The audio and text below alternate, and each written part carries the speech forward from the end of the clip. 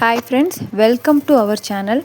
இன்றைக்கி நம்ம சேனலில் ஒரு மணி நேரத்துக்குள்ளே குயிக்காக செய்யக்கூடிய டெசர்ட் ஸ்வீட் ரெசிபி. இன்றைக்கி ஈத் பெருநாள், அதுக்காக குயிக்காக எது செய்ய முடியுமோ அதை செஞ்சுருக்கேன். என்ன செஞ்சுருக்கேன் அப்படின்றத பார்க்கலாம். கடல் பாசி குலோப் ஜாமுன். கடல் பாசியில் டிஃப்ரெண்ட்டாக 3-4 வெரைட்டி பண்ணியிருக்கேன். ஃபஸ்ட்டு கடல் பாசியை ஒரு 1/4 மணி நேரம் போல் ஊற வச்சுருக்கேன். ஒரு 1/2 லிட்டர் அளவு தண்ணி சேர்த்து ஒரு 10 நிமிஷம் போல் நல்லா கொதிக்க வச்சு சுகர் ஒரு 1/4 கிலோ அளவு சுகர் சேர்த்துக்கோங்க. சேர்த்து நல்லா மிக்ஸ் ஆனதுக்கப்புறமா பால் 1.5 லிட்டர் அளவு பால் ஒரேடியாக காய்ச்சி எடுத்து வச்சாச்சு. இன்னும் நம்ம எல்லாத்துக்குமே பால் சேர்ப்போம், அதுக்காக தான். சரி, ஃபஸ்ட்டு நம்ம கடல் பாசிக்கு பால் 1/2 லிட்டர் அளவு சேர்த்தாச்சு. தண்ணி ஊற்றாமல் காய்ச்சின பால். இப்போ ஒரே கடல் பாசியில் 4 வகையான ஃப்ளேவர் நம்ம பண்ண போகிறோம். அதுக்காக பிளேட்டில் 4ஆக அதை பிரித்து நம்ம ஊற்றிக்கலாம்.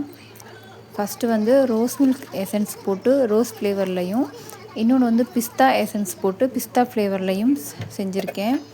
இன்னொன்று ஒயிட் ஃப்ளேவரே இருக்கட்டும் அப்படின்னு சொல்லிட்டு ஒயிட் கலர்லையும், இன்னொன்று ப்ளூ கலரில் வெனிலா எசன்ஸ் போட்டு ப்ளூ கலர் குட்டீஸ்களுக்காக சின்ன மோல்டில் எக்ஸ்ட்ரா இருந்ததை நான் லைட்டாக ஊற்றிருக்கேன்.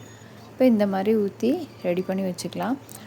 இது பார்த்திங்கன்னா ரொம்ப குயிக்காக நம்மளுக்கு டைம் இருக்காதுல்ல, அதுக்காக 1 மணி நேரத்துலேயே நம்ம ஈஸியாக ரெடி பண்ணலாம். டிஃப்ரெண்ட்டாக கொஞ்சம் கலர்ஃபுல்லாக இருக்கும் அப்படின்றதுக்காக தான் இதை ரெடி பண்ணியிருக்கேன். நிறைய பேர் பார்த்திங்கன்னா நிறைய டைம் எடுக்கும். நைட் ஃபுல்லாக ரெசிபீஸ் ரெடி பண்ணுவோம். இந்த மாதிரி பிளான் பண்ணி நம்ம குயிக்காக செய்யும்போது நம்மளுக்கு வெரைட்டியும் பார்க்க ரொம்ப கலர்ஃபுல்லாக இருக்கும், சாப்பிடவும் நல்லாயிருக்கும். இதில் பிஸ்தா ஃப்ளேவர் ரோஸ் மில்க் எசன்ஸ் ஊற்றி அதை செஞ்சிங்க அப்படின்னா அது டேஸ்ட் ரொம்ப டிஃப்ரெண்ட்டாகவும் நல்லாயிருக்கும். இப்போ இதெல்லாம் நம்ம ரெடி பண்ணி காற்றுல காய வச்சு எடுத்து வச்சாச்சு. அவ்வளோதான், குயிக்காக 4 கலர்ஃபுல்லாக ரெடி பண்ணியாச்சு. அடுத்து ஒரு 10 நிமிஷம் போல் சுடுதண்ணியில் பாதாம் பருப்பு ஊற வச்சு, முந்திரி பருப்பு, திக்கான பாலை ஊற்றி, ஏலக்காய் 3 போட்டு நல்லா பேஸ்ட் மாதிரி அரைச்சி எடுத்துக்கலாம். இதை வட்டலாப்பம் தான் செஞ்சிட்ருக்கோம். ஒரு பெரிய மிக்ஸி ஜாரில் முட்டை 6 முட்டை சேர்த்துக்கலாம். எப்போதுமே ஈத் இந்த ரம்ஜான் நிறைய பேர் வீட்டில் வட்டலாப்பம் இல்லாமல் இருக்காது. வட்டலாப்பம் ரொம்ப ஸ்பெஷலான டிஷ். இந்த எக் புட்டிங் மாதிரி இருக்கும். சில பேருக்கு தெரியாதவங்களுக்கு தெரிஞ்சிருக்கும். ராம்நாடு சைடு, அந்த சைடு எல்லாமே பார்த்திங்கன்னா ரொம்ப ஸ்பெஷல் இந்த வட்டலாப்பம். இப்போ முட்டை மிக்ஸி ஜாரில் சேர்த்துக்கலாம். 1 கப் அளவு சுகர் சேர்த்துக்கலாம். திக்கான பால் இருக்குல்ல, அந்த பால் நம்ம முதவே காய்ச்சி வச்சுருந்தது 300 ml அந்த அளவுக்கு சேர்த்துக்கலாம். மில்க் மேடு கொஞ்சம் சேர்த்து நம்ம அரைச்சி வச்சோம்ல, அந்த பேஸ்ட்டையும் சேர்த்து நல்லா அரைச்சி எடுத்துக்கலாம். அவ்வளோதான். இப்போ ஒரு மோல்டில் நான் லைட்டாக உள்ளே கீ அப்ளை பண்ணி எடுத்து வச்சுருக்கோம். இதில் இதை ஊற்றிக்கலாம் எல்லாத்தையும். இதை நம்ம குக்கரில் தண்ணி வச்சு வைக்கலாம், இல்லை அதுக்கேற்ற மாதிரி அகலமான ஒரு பாத்திரத்தில் உள்ள ஸ்டாண்டு வச்சு, தண்ணி உள்ளே போகக்கூடாது, அந்த அளவுக்கு மட்டும் பார்த்துக்கோங்க. கொஞ்சம் கேப் இருக்கணும் உள்ள பாத்திரத்தில், ஏன்னா பொங்கியும் வெளியே வரும். தண்ணி வெளியே உள்ளே போகாத மாதிரி க்ளோஸான மூடி போட்டு தான் நம்ம வைக்கணும். இந்த மாதிரி வச்சு ஒரு 40 நிமிஷம் நார்மலான ஃப்ளேமில் வேக வச்சிங்க அப்படின்னா இந்த எக் புட்டிங் ரொம்ப சிம்பிளாகவே ஈஸியாக ரெடி ஆயிரும். ஆறுனதுக்கப்புறம் அதை எடுத்துக்கலாம். அடுத்து நான் நெக்ஸ்ட்டு பண்ண பண்ணுறது குலோப் ஜாமுன் தான். இது ஒரு 1/4 மணி நேரம் 20 நிமிஷத்தில் நம்ம ரெடி பண்ணிடலாம். சுகர் சிரப் 1.5 கப் அளவு சுகர் சிரப் செய்ய 1.5 கப் அளவு சுகர் எடுத்துக்கிறேன். அதில் நம்ம சுகர் எடுத்தோம்ல, அதே அளவு தண்ணி நம்ம 1.5 கப் அளவு, இல்லை அதோட கொஞ்சம் கம்மியாக கூட நீங்கள் சேர்த்துக்கலாம். ஏலக்காய் இடித்து சேர்த்துருக்கேன். இதை ஒரு பக்கம் வச்சு ஒரு 5 நிமிஷம் கொதிக்க விட்டிங்க அப்படின்னா சுகர் சிரப் ரெடி ஆயிரும். அதுக்கு இடையில் குலோப் ஜாமுன் மிக்ஸ் பால் ஊற்றி நம்ம மிக்ஸ் பண்ணி லைட்டாக மெதுவாக பிசைஞ்சு எடுத்துக்கலாம்.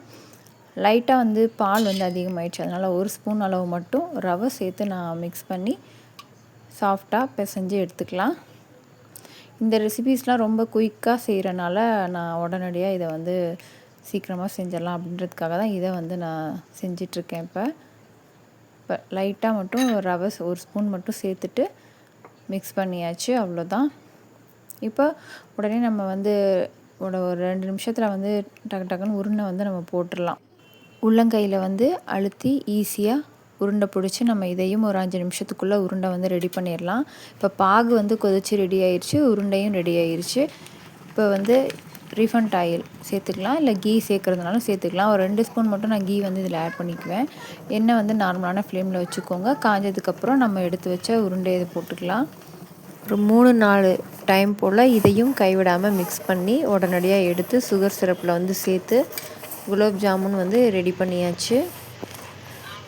வட்டலாப்பமும் ரெடி ஆயிடுச்சு. ஆறுனதுக்கப்புறம் நம்ம இதை எல்லாத்தையுமே பீஸ் போட்டு எடுத்து வச்சிடலாம்.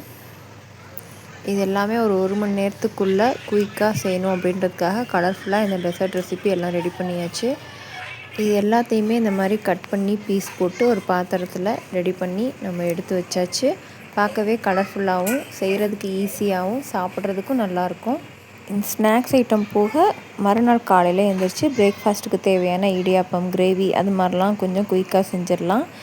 நாள் இந்த மாதிரி செஞ்சு வச்சிட்டோம் அப்படின்னா ஈஸியாக இருக்கும். இந்த வீடியோ பிடிச்சிருந்தால் மறக்காமல் சேனலை சப்ஸ்கிரைப் பண்ணுங்கள். பாய்.